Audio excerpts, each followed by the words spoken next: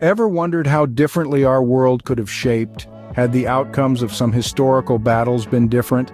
Imagine a world where the ebb and flow of power, culture, and ideas were dictated by different victors.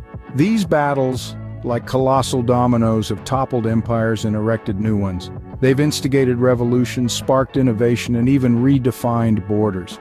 Understanding these battles, their causes, and their outcomes is a journey into the heart of our shared history. Join us as we delve into the shocking truth behind 5 game-changing historical battles.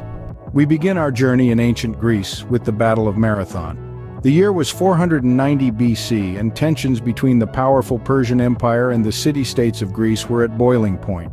The Persian king Darius sought to expand his empire further, a move that led to the invasion of the Greek mainland. The Battle of Marathon was more than a mere clash of swords. It was a clash of ideologies, a struggle for freedom against tyranny, democracy against autocracy. The Greek city-states, although divided amongst themselves, united against the common enemy.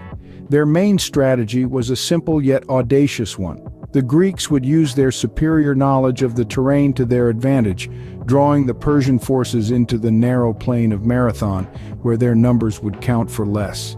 The Greeks, led by the Athenians, stood their ground against the mighty Persian army, outnumbered but not outwitted.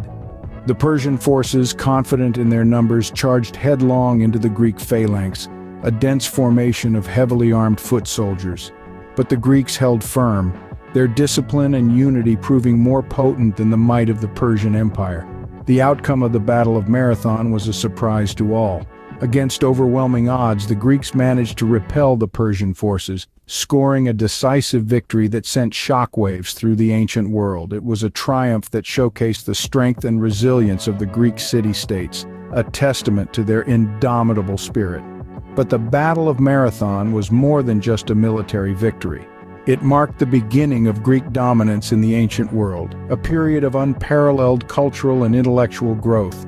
It was the spark that ignited the flame of classical Greece, a beacon of civilization that would shine brightly for centuries to come. The victory at Marathon indeed set the stage for the rise of classical Greece. Fast forward to 1066 AD and we encounter the Battle of Hastings. This pivotal clash of arms wasn't just another feud between quarreling nobles. Oh no, it was a defining moment that forever altered the course of English history, language, and culture. The heart of the conflict was the English throne, left vacant by the death of Edward the Confessor.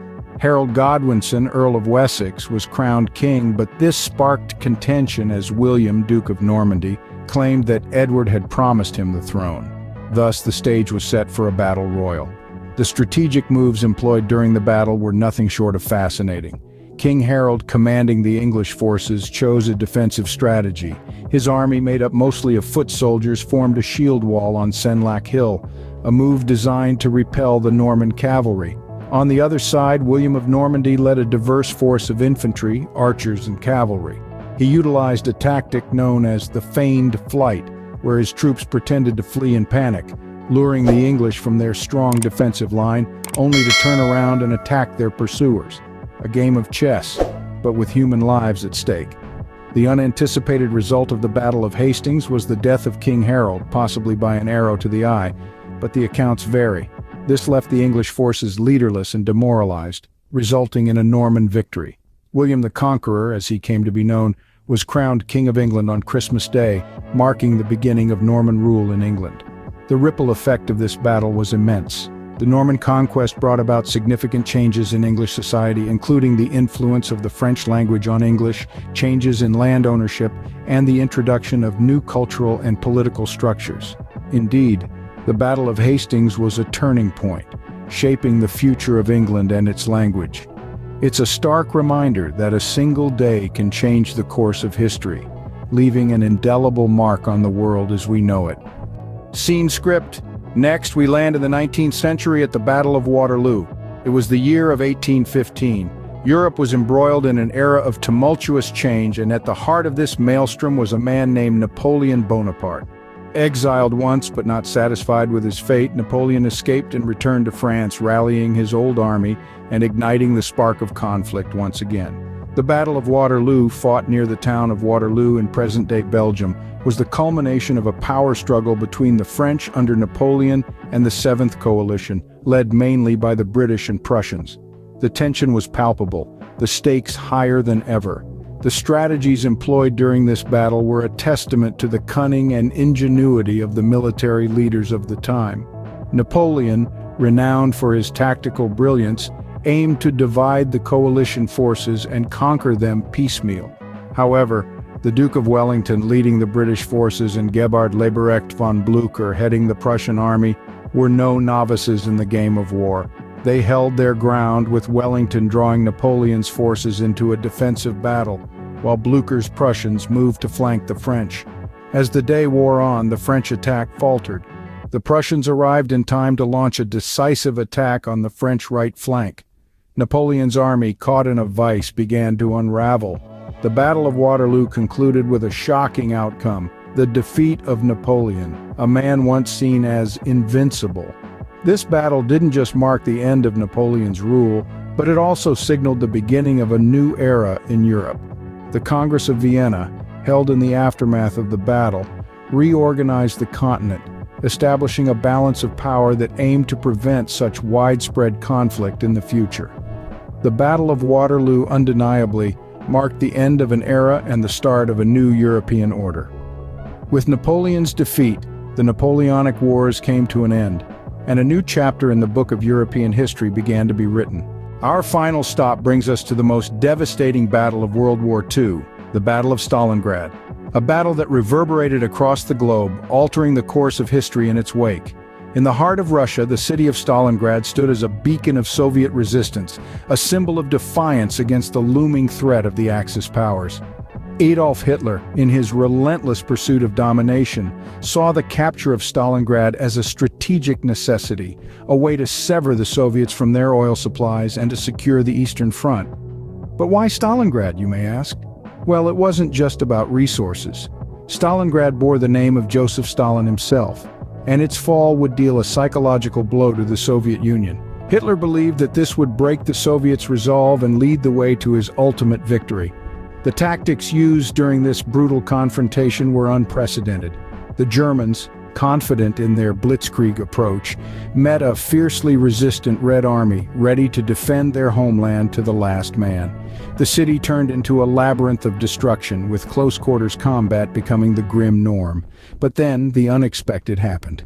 The harsh Russian winter set in, and the German forces, ill-prepared for such severe conditions, found themselves at a disadvantage.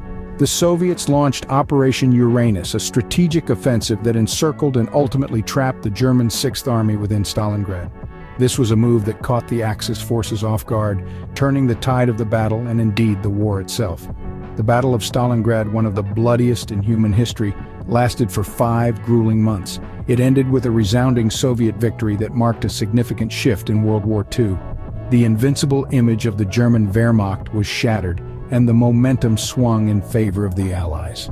The Battle of Stalingrad, without a doubt, was a crucial turning point in World War II, signaling the beginning of the end for the Axis powers. As we've seen, battles aren't just about victories or losses.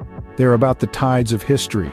Each clash, each confrontation has ripple effects that shape the course of human civilization.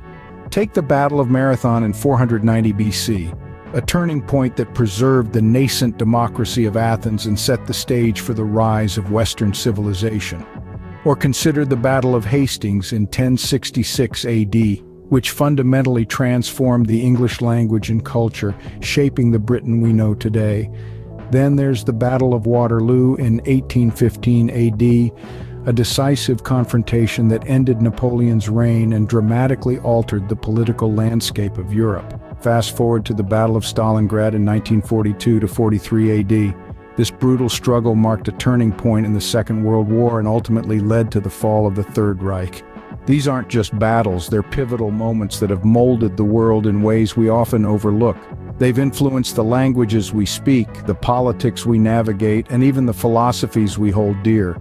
Through their triumphs and tragedies, they've sculpted the contours of our modern world.